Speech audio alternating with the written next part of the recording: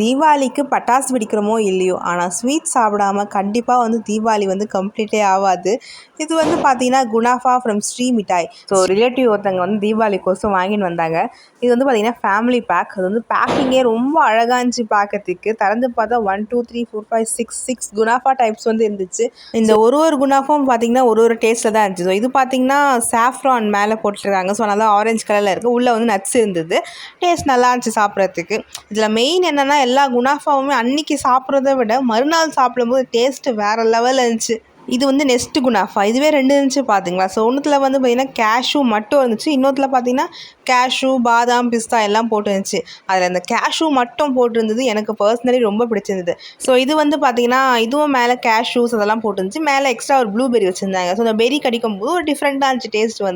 So மோரார்லெஸ் kunafa அப்படின்னாலே பார்த்தீங்கன்னா இந்த சேமியா வச்சு பண்ணுற ஸ்வீட் தான் இல்லைங்களா. இதுவும் மேலே ராஸ்பெரி போட்டிருந்தாங்க, ரெட் கலரில் இருக்கிறது. ஒன்று ஒரு டிஃப்ரெண்ட் ஃப்ளேவரில் இருந்துச்சு. குனாஃபா பார்த்தீங்கன்னா ரிச்சாக நல்லா இருந்துச்சு. சாப்பிட்றதுக்கு திகட்டவே இல்லை.